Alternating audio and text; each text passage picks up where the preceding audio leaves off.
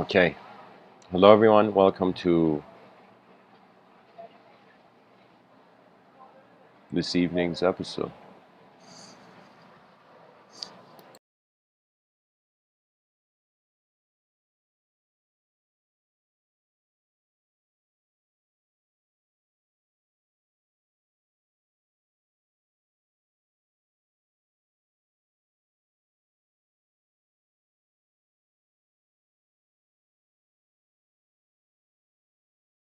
Sorry, guys, just setting up here. All right. So today, this evening's episode is titled "Preparing for the Unfamiliar," and I was thinking about how um, there's this phenomena going on called the New Age community,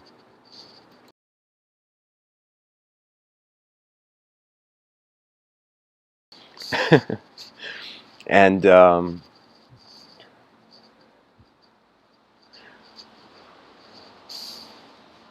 the New Age community is a counterculture. But to what kind of culture? What I mean is that in the New Age community, there are people who are entertaining not esoteric, celestial archetypes. What does that mean? That means we think we're from Earth, the mind has moved on to more universal games, and now we feel we are, for example, so there are some people who feel like extraterrestrials, or they're communicating to extraterrestrials, or there's this whole galactic theme of a narrative added in the New Age.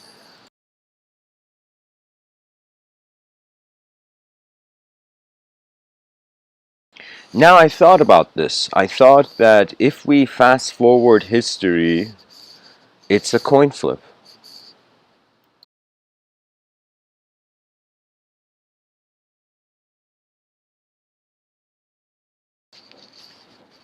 When we look at what an extraterrestrial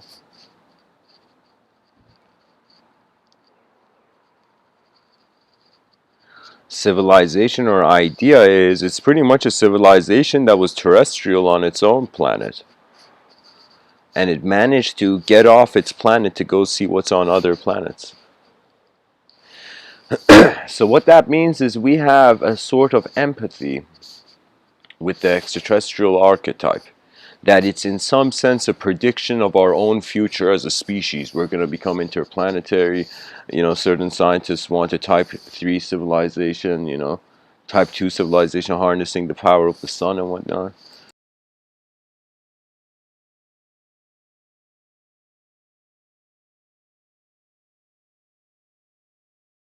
And I think this is a very important discussion because just like we have an alphabet to speak a language, I find that people have archetypes, which is a collection of images for behavior or for individualism.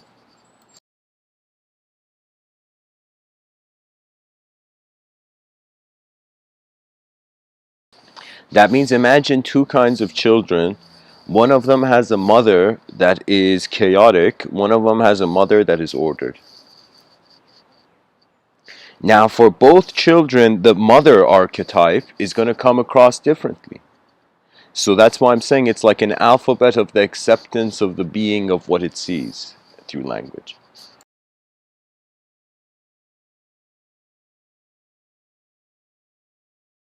Because, it's just this game of nationalism on a more galactic level. That means just imagine, hypothetically, in the future we get to a point where we're an interstellar civilization, then we realize, no way, there's a galactic UN, you know? There's a united galaxies, imagine, rather than United Nations. And so we would identify with our galaxy then. But what would the symbol really mean? What do symbols really mean in this life? In a changing world, what truth can the symbol give?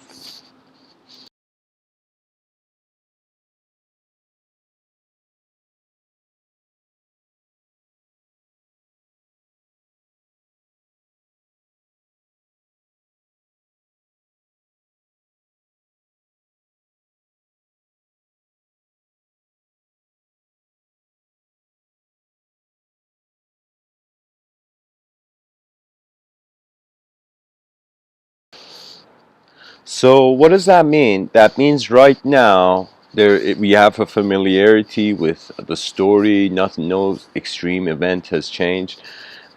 That means there hasn't been like a supernatural intervention or a not supernatural, super like extraterrestrial intervention. Right now, we don't know if aliens are here in the room or not.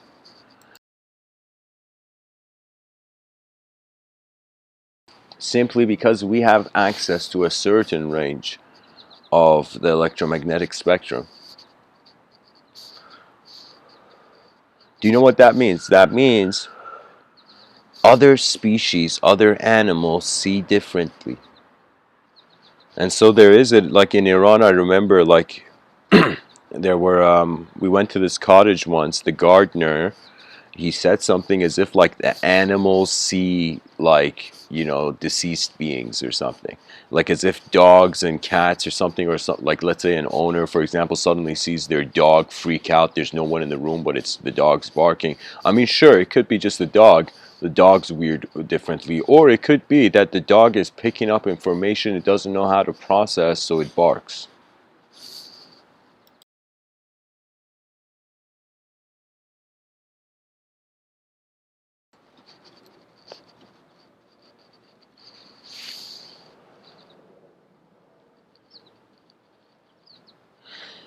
Animals, including ourselves, but we're a bit more updated in the sense that animals, they speak the language of energy, not the language of stories. That means it doesn't matter if you can speak a language or not. If you're kind to an animal, that animal notices it.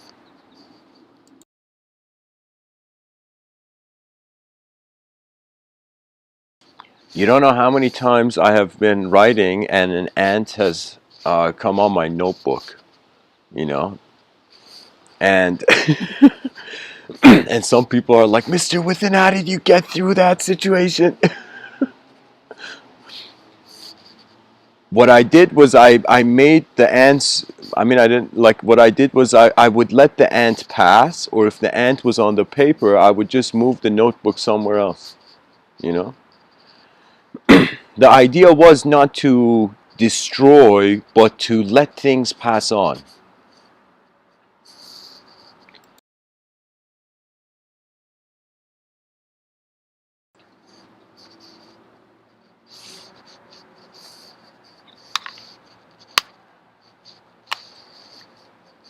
So anyways, the notion is that right now the world is very familiar because we've assumed it to be, because we have accepted it to be, because we have chosen what patterns are us and what patterns are not us, you know?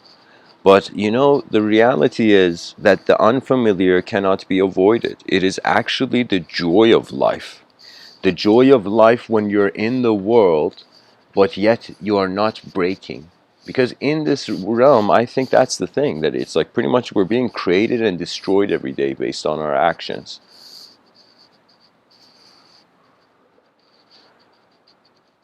That means some things add to the experience and some things are taken away.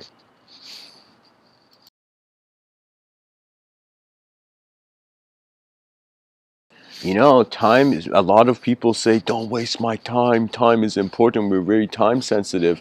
But really, time can't be wasted. It's the human life that can be wasted. Time is just a referencing system. It's how we're referring to a three-dimensional object changing in the three-dimensional space. And to separate the changes, we create time. Or as Albert Einstein says it very elegantly, we created time so everything doesn't happen all at once.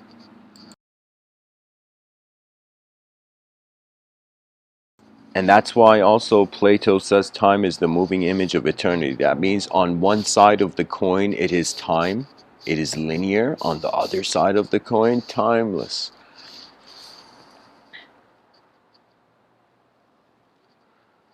Because many people want an idea that doesn't lose. They want to be on the winning side, not realizing there is no winning side. If one side loses, that's like, it's like what victory is. You know what it is? It's like the superhero and the supervillain fighting, and the superhero winning. Then the superhero realizes he got carried away and the whole city's demolished. Imagine the superhero and the villain fought, and the superhero became the last person on earth because in his pursuit for his individual honor, he could not see the collective.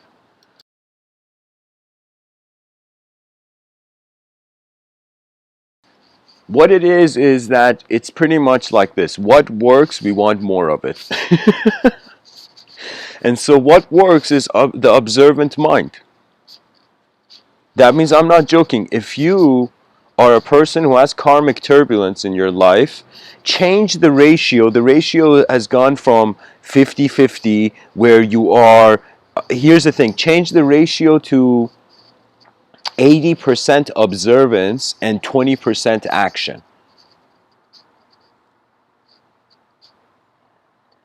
That means take 4 times longer to think about an action.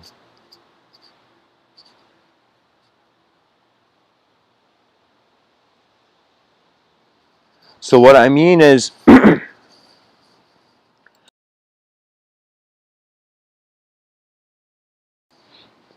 pretty much in life there's moments where, I mean, think about it as just access and no access. Pretty much when we wake up, access, existential access, experiential access. Now it's kind of like when the person lives a lifetime and they reach the end of the roller coaster, they notice that, all right, so the existential access is being denied. But it doesn't mean the experiential access is denied. So if you can get acquainted with a mind that watches itself silently in all the words that have ever been mentioned in this cosmos, silence cannot die, but words enter the silence just like they step out of it.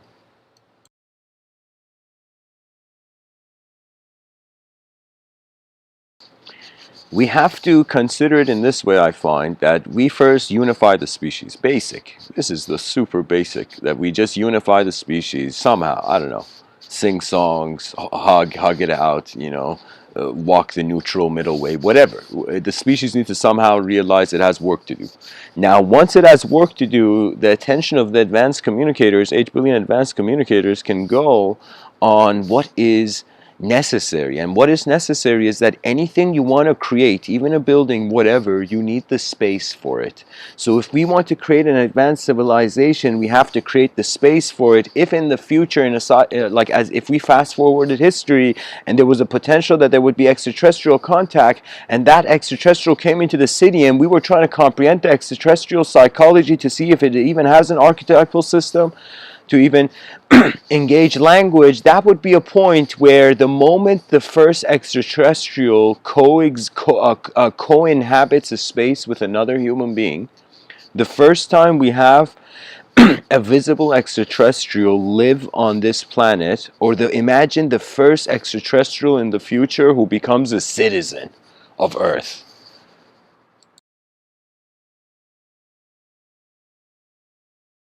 The moment the human framework is granted, that extraterrestrial becomes an archetype. That would be the first time where psychology for the human civilization would evolve. Where we have aliens trying to be like humans, and we have humans trying to be like aliens, the extraterrestrial archetypes. What it would pretty much be is, right now, I mean, of course, we have the concept of archetypes, but what it's going to be, I think the best way to make Carl Jung happy would be archetypes that are underneath the atmosphere and archetypes that are beyond the atmosphere. That's how it would be psychology if there was actual alien immigration. So that's what I'm saying. So what does that mean? The cool thing about the mind is you can see ahead. That's the best thing. That's why so many people feel life is like there's something more. The unknown isn't a vehicle of its own knowledge.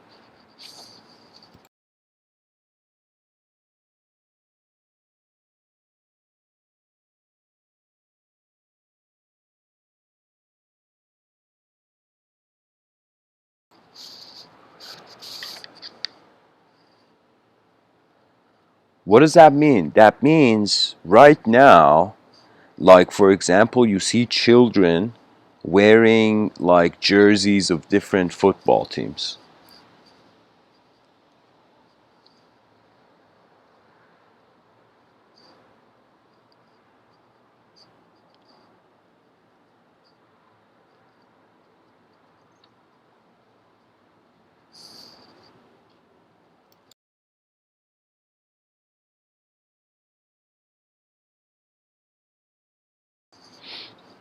I could just see the whole language becoming shifting towards the cosmic. I can see how like there's a hope of like, yeah, I want to get to the next day, and then there's a hope of our species wants to become interstellar. Like, do you see? So eventually, as the event becomes more important, it includes the beyond.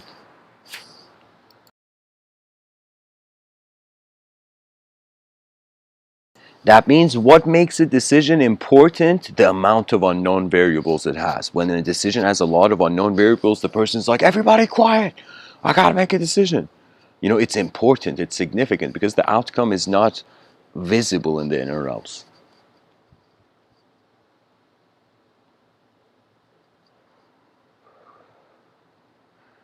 There is a quote from this poet named Rumi, Sufi mystic poet Rumi. He says, be living poetry.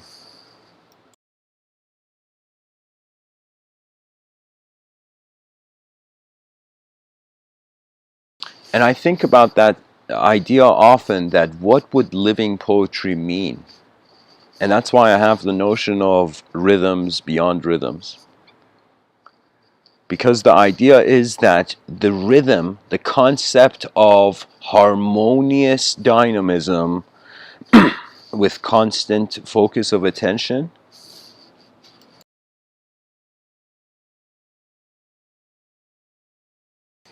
what it really feels like, it's the whole dragon, let's say the archetype of the dragon and the archetype of the dragon rider.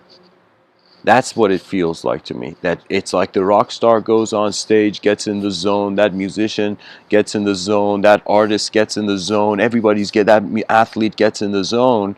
But what is that zone? It is raw release into the expression of the inner realms, the expression of the rhythm.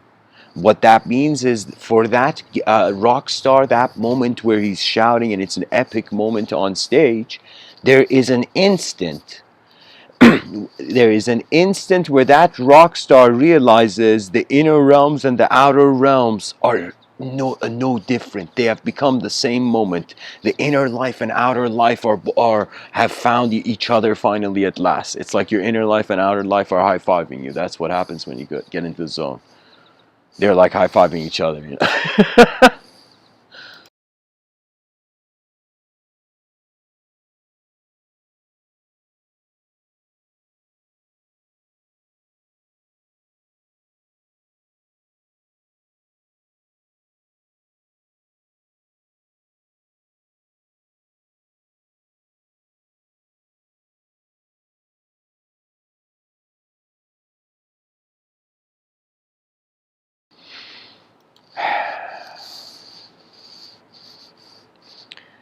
So how can we prepare for the familiar? By assuming that every moment's greatness is like assume. Here's the thing, it's like you have something, you know, in the future you're not gonna have it. What do you do while you have it?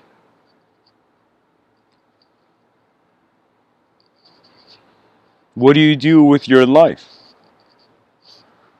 Do we just watch the world happen? Do we go get involved in it? Do we sit back and contemplate it? You know, do we design it? Do we go be fools in the simulation? Do we try to escape it? In what ways? Look at our world. Look, you know, there's so many ways. I'm just trying to say,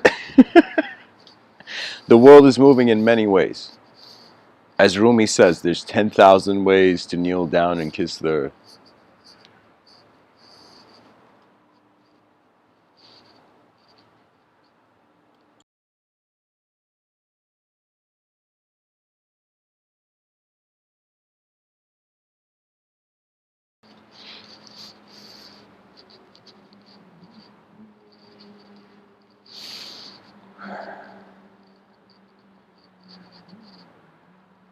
I wonder if an extraterrestrial civilization, let's say a week from now, lands. And it's like, yo, what up, human beings? Finally, I think, we're ready to meet you. And we're like, yo, aliens are coming down, to party.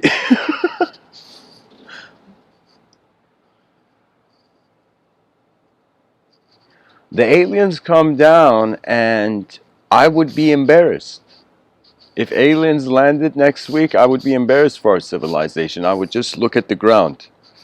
Because we have not even seen our own value to even be able to see an extraterrestrial value.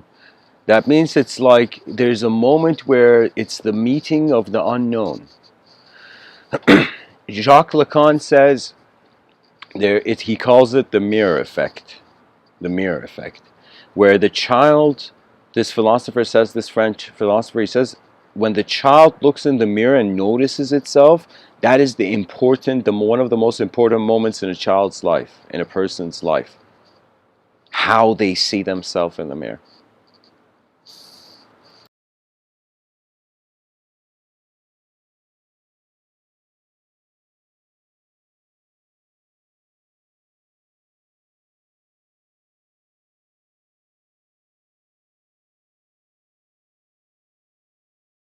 Now, Mr. Within would add something else. I would add the unknown effect, that after you get the first initial moment of individual conscious knowing, then you also get the first initial moment of the individual conscious knowing going back into the unconscious.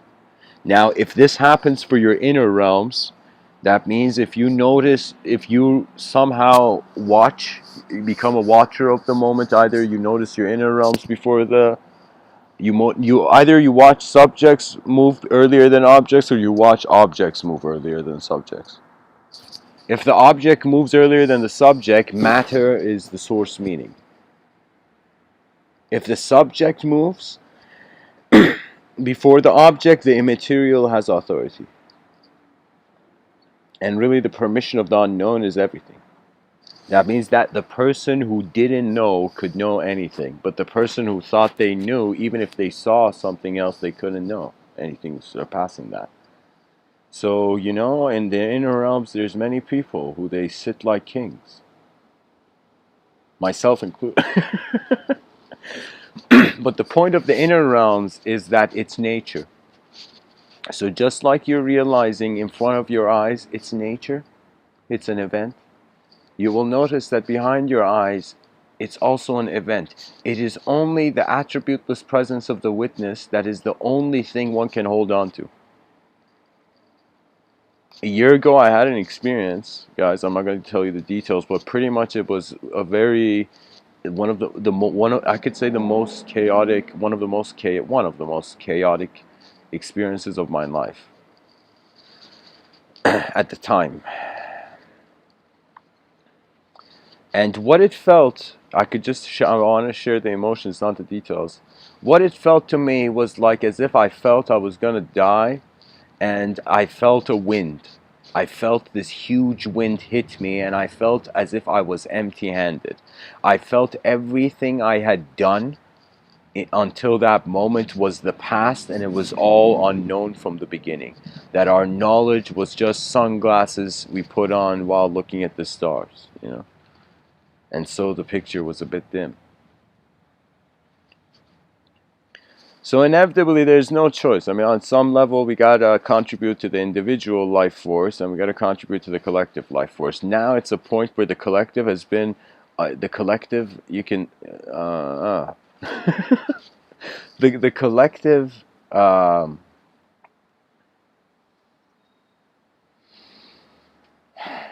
civilization has given freedom because it has no vision for the people. When someone gives you freedom, it's also at the same time means they don't care. Too much freedom can mean, well, especially certain parents who they give everything to their children. It's as if the child would be as if like they didn't care. They just wanted to satisfy the nags, the whines of the child.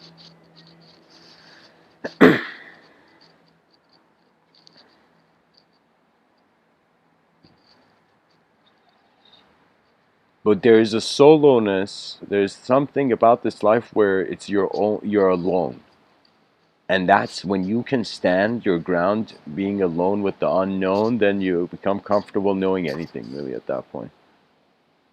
That means language and phenomena doesn't bother you. And the only reason I'm saying that we are beyond the linguistic simulation as beings is simply because language comes and goes, yet we wake up, yet we remain. We are like the eternity of our thoughts, and the unknown is like the eternity of the world, if the known seems temporary. We will move into a geometrical civilization. People right now, they are trying to escape out of the tunnels of ethnocentrism. It's very natural. You know, it's like the person wants to heal themselves before they heal the world. It is true. But at the same time, events take place once. And what does that mean? That means it's, you know what it is? It's like someone waiting to heal, then somebody brings like medicine for them to heal, and the person's like, no, you know? I'm just saying, like, it's as if like there's a view of if the self is more important than the world, trust me, you're not seeing the world. You're not seeing who's in front of you, and you're not conscious, and there's a high risk you'll be manipulated as a human being, especially in this animal in the concrete jungle. Like, keep in mind, even though there's concrete and suggestions of civility, yet it's a jungle.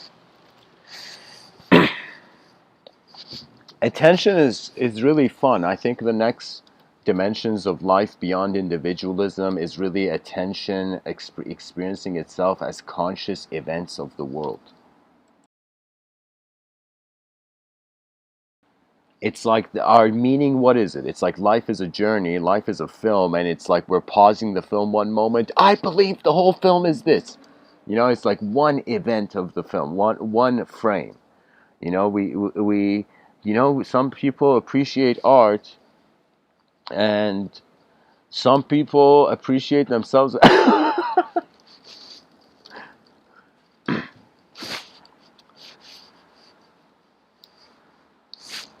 The best thing about this realm is that it's a workstation. It's not just a battlefield. First, it appears as a playground. Then it becomes a battlefield. Then it becomes a workstation.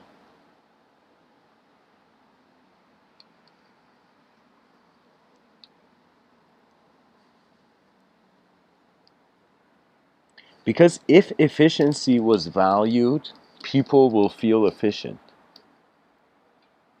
You can't create energy and not be energized in the process.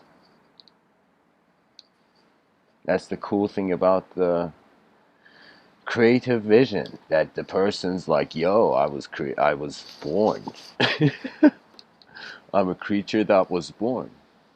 And so similarly, it's as if every moment is born. Our free will is birthing how reality is animating in accordance to the causal expression. Like how we stepped into the room suggests how the room saw us.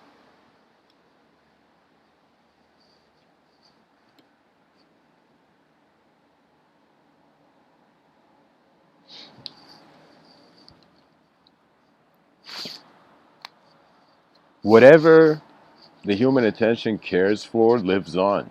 Whatever it doesn't dies. That means, like, if there's like all the elder scrolls of knowledge of our species, imagine, and there was like a cat video, if the attention of 8 billion people goes to the cat video and they forget about that elder scroll, all of knowledge is lost. Do you see? It's an attention thing. That means if it's funny. It's as if many teachers have said to many students, pay attention, you know, but it's as if now's coming a time where we need to pay attention to the civilization. What is happening, you know? You know what it is? It's like an event, opening your eyes in an event, in a gathering, and like a celebration, and being like, all right, who's the host? Let me go, introduce myself to those.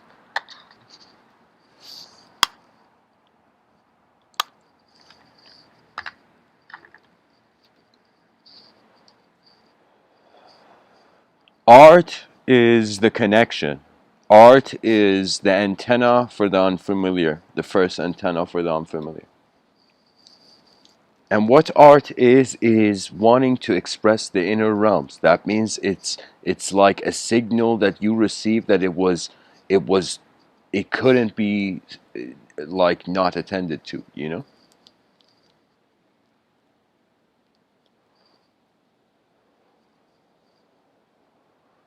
Because if life is seen as an event, there is no meaning, but that doesn't mean there is no meaning. That also means there is a possibility for every point of attention to have meaning.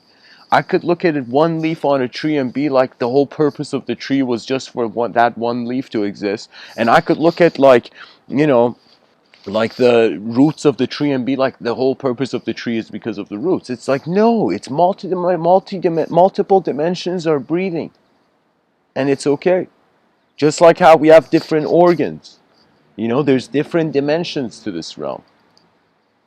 We have different organs, part of the same body, you know. We have different different dimensions, part of the same attention. So the way you prepare for the unfamiliar, first of all, is you listen to yourself, and you always trust yourself, because if you don't trust yourself, I don't know how you're here. But here's Mr. Within's guide. This isn't for everybody.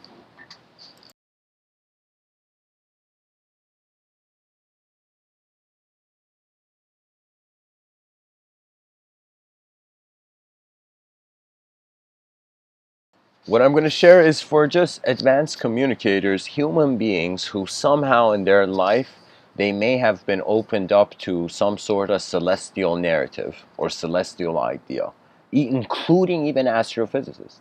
You know, that means something about the star is part of the story of their life. Something about. So I would say the idea is this. Right now, it's a weird place. We have archaic morality. It's good and bad. First thing is, we changed the hammer of the judge. We changed the hammer of the judge. It's not that the judge can't judge, but we changed the type of hammer, the type of judgment. That means we update our moral system to, instead of having good and bad, having efficient and inefficient views. So those become the modern morality. So if we look at some action in the street and we're like, all right, so is this efficient or is it inefficient? In order for something to be efficient, the individual requires to win and the collective. That means if you get past through those two check marks, that's an efficient moral action. You know? If there is a contrast, judgment has to be reserved. That means if you reach a complexity in your life, it doesn't mean you have to respond to it. Just because you see a wild animal in nature doesn't mean you got to instantly go and fight that animal. You know, you look around, you're like, all right, there's a tree above me. It's like if I ever needed to do pull-ups, now is the time. You jump up and go up the tree instead of fighting the animal or something. You're not using your cell phone to calling someone.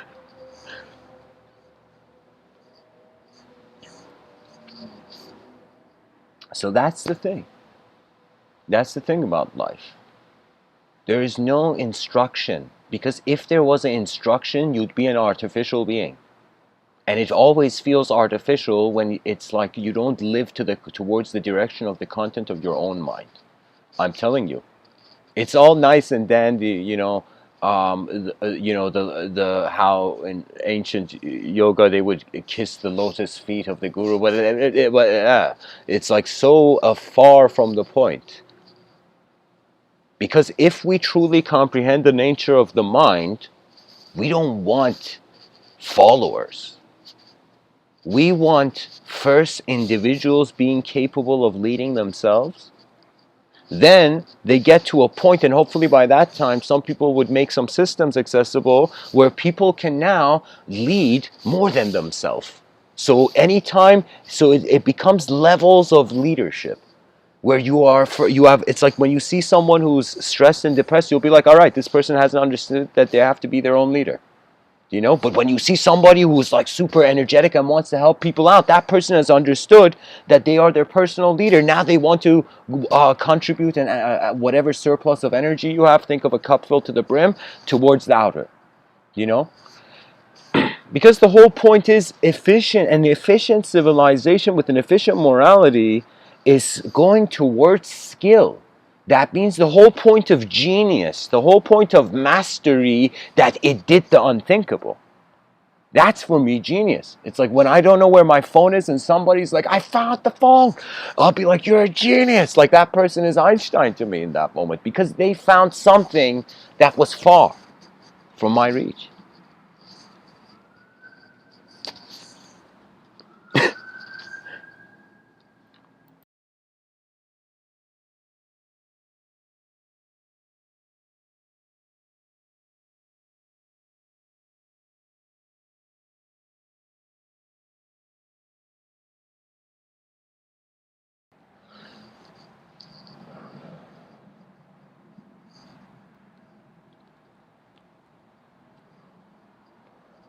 Because honestly, the blindness of the mob mentality through history has arose because people found it easier not to look for themselves. You know, that's the thing. And it doesn't even make sense. You know what it is? It's like, this is why I'm saying everybody on some level, your moment of being is your only guru. I don't know what else what else people are looking for.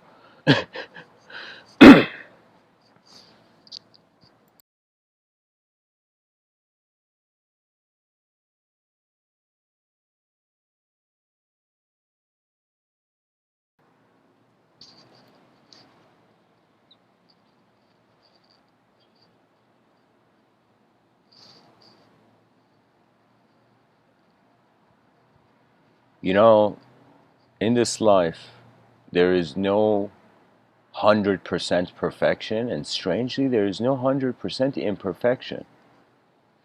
Because once you reach a zero value, there is no value to go less. There's no losing or winning. You see? So it all has to do with effort and the smoothness of the system.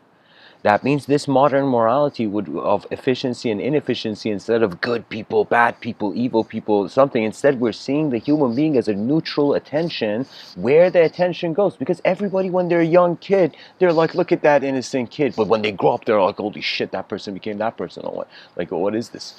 You know? There was something wrong with the diet of this kid when he was being spoon-fed by.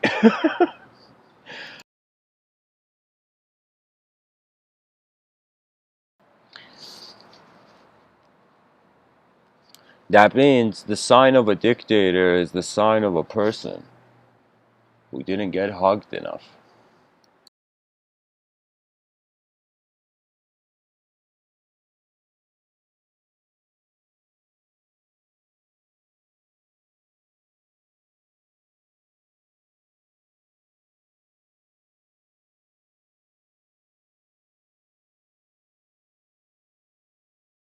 You know, that's the riot I wanted to see.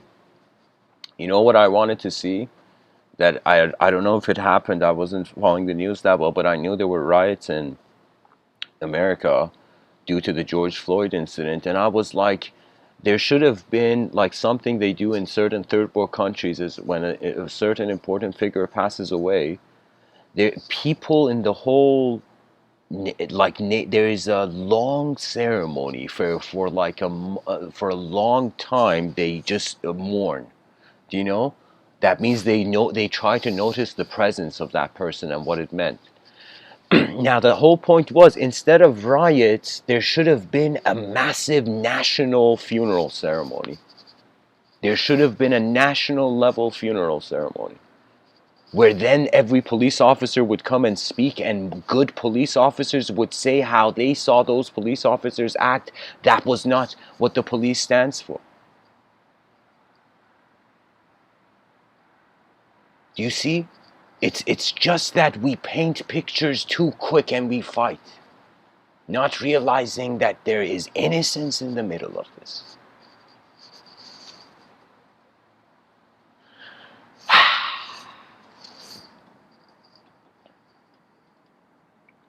You know, sometimes I see crying as an emotion, and sometimes I cry for my emotions.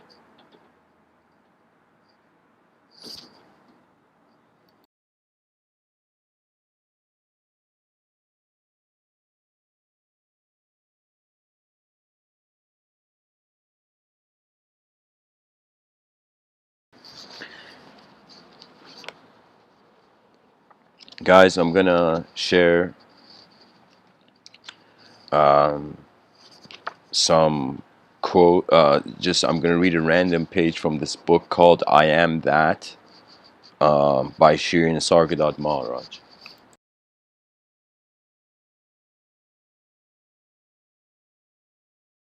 So I guess I'm going into a book tunnel.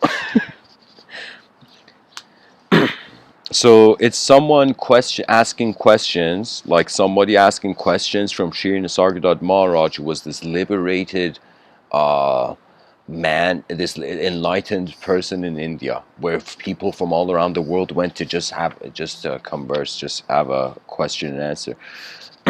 So here's the thing: the question is being asked. The questioner says, "Many teachers have I followed and studied many doctrines, yet none gave me what I wanted."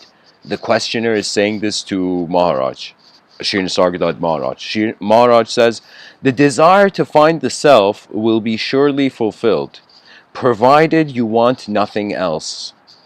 But you must be honest with yourself and really want nothing else. If in the meantime you want many other things and are engaged in their pursuit, your main purpose may be delayed until you grow wiser and cease being torn between contradictory urges. Go within, without swerving, without ever looking outward."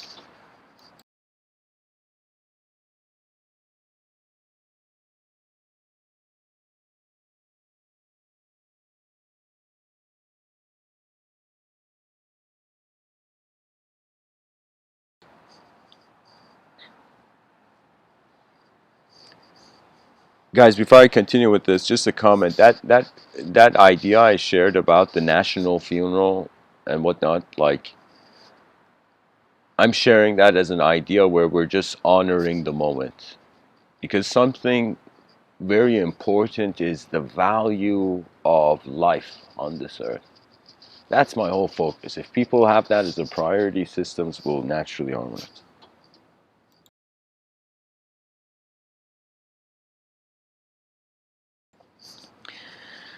The questioner says, "But my desires and fears are still there."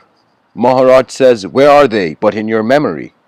Realize that their root is in expectation born of memory, and they will cease to obsess you." Questioner: "I have understood very well that social service is an endless task, because improvement and decay, progress and regress go side by side. We can see it on all sides and on every level. What remains?" Maharaj: "Whatever work you have undertaken, complete it. Do not take up new tasks unless it is called for by a concrete situation of suffering and relief from suffering. Find yourself first, and endless blessings will follow. Nothing profits the world as much as the abandoning of profits. A man who no longer thinks in terms of loss and gain is the truly non-violent man, for he is beyond all conflict." The questioner: "Yes, I was always attracted by the idea of ahimsa, non-violence." Maharaj: "Primarily, ahimsa means what it says: don't hurt. It is not doing good that comes first, but ceasing to hurt, not adding to suffering. Pleasing others is not ahimsa." Questioner: I'm not talking of pleasing, but I am all for helping others." Maharaj: "The only help worth giving is freeing from the need for further help. Repeated help is no help at all.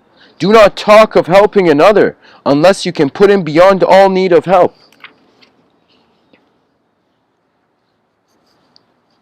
Pretty much Maharaj is saying, guys, don't pity God. The questioner says, "How does one go beyond the need of help? And can one help another to do so?" Maharaj: "When you have understood that all existence in separation and limitation is painful, and when you are willing and able to live integrally in oneness with all life as pure being, you have gone beyond all need of help. You can help another by precept and example, and above all, by your being. You cannot give what you do not have, and you don't have what you are not. You cannot give what you do not have, and you don't have what you are not. You can only give what you are, and of that you can give limitlessly. Questioner: but is it true that all existence is painful? This questioner, Jesus. Maharaj: what else can be the cause of this universal search for pleasure? Does a happy man seek happiness? How restless people are, how constantly on the move. It is because they are in pain that they seek relief in pleasure. All the happiness they can imagine is in the assurance of repeated pleasure. Questioner: if what I am, as I am, the person I take myself to be, cannot be happy, then what am I to do? Maharaj: you can only cease to be, as you seem to be now.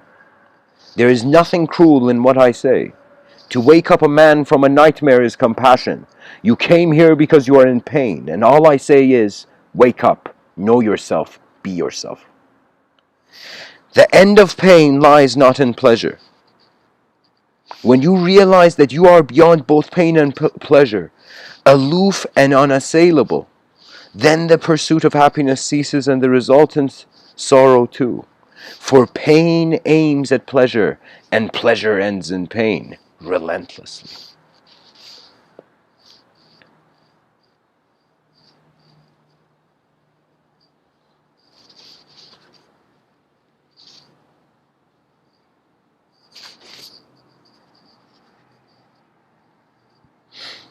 Questioner: in the ultimate state, there can be no happiness? Question mark. Maharaj: nor sorrow, only freedom.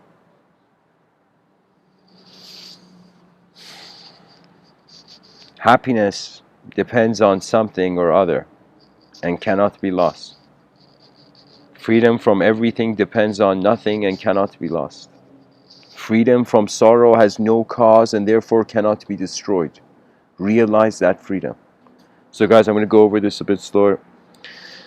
The questioner is saying pretty much, hey, enlightened man, that ultimate state, can there be happiness in there?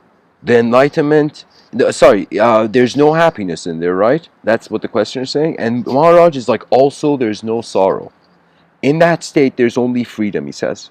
He says happiness depends on something or other and can be lost. That means if your state of mind is based on, if you're pleasant, your joy is based on a condition, when that condition changes, the joy goes.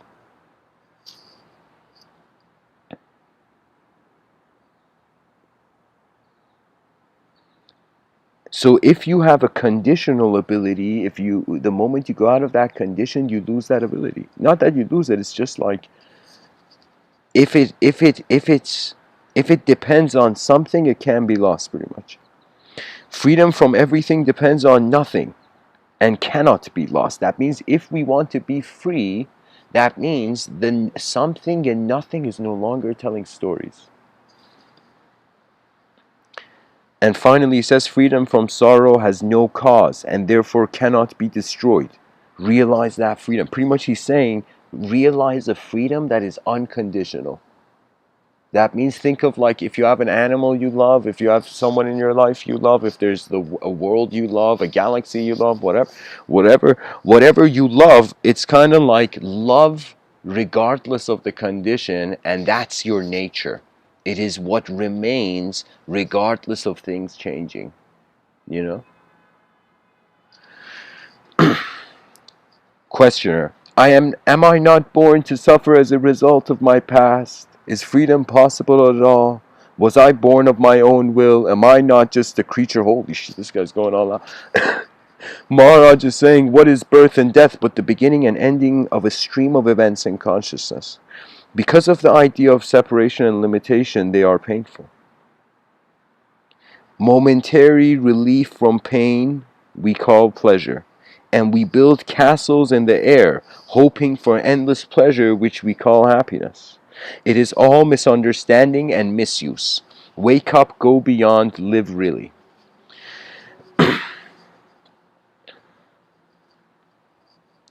Guys, I got a question for Maharaj after this.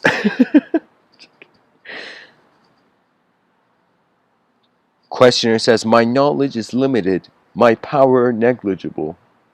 Maharaj, being the source of both, the self is beyond both knowledge and power. The observable is in the mind. The nature of the self is pure awareness, pure witnessing, unaffected by the presence or absence of knowledge or liking. Have your being outside this body of birth and death, and all your problems will be solved. They exist because you believe yourself born to die. Undeceive yourself and be free. You are not a person. You see, guys, that's the thing. It's pretty much the advanced civilization is the horizontal view. This is like the vertical view. In mystical times, because there was more to the world, this sticking in around in this world didn't make sense. But now we have so many sophisticated events and a danger of the whole station, the whole planet becoming extinct. You know, we have a danger of technology making our psychologies extinct, and we have a danger of like actual, like an asteroid hitting and making us extinct. Like there's different kind of levels of care that is required. So you see, this man, Nisargadatta Maharaj, he was not an astrophysicist, for example. What he's sharing here is a resolution to the psychological animal. So I would say that yes, it does make sense that if you want to build something here, your attention is here. But if you want to move beyond the world, then it's a complete detachment. In that point, you have to even forget this guy's book. That's how detached you got to be then. You know, if you really want to go for just pure that pure awareness. Literally every legend, book, hymn, poem is saying that it, because it's attributeless, it cannot die. So what's the point of knowing you're eternal when you are eternal? So then I'm saying after the person is in that pure non-awareness, that non-duality, they will eventually realize that the world is as divine as it ever was. That we are breathing as a cosmic event, an advancement.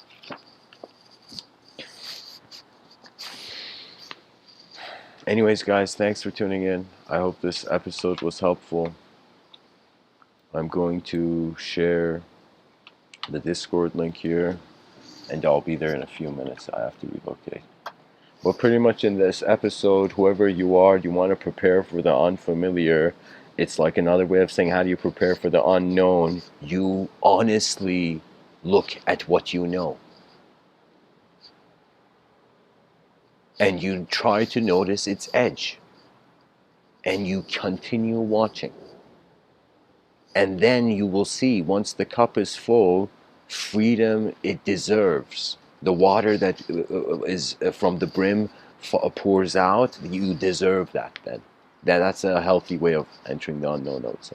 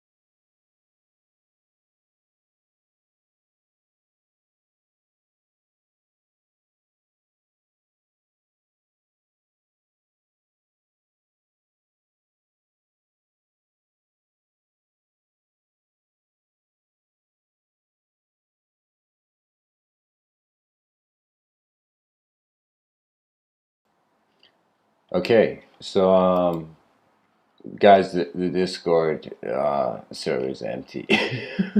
So I'm still pumped up. So I'm gonna go do a part two to this episode. So part two coming up. Blessings.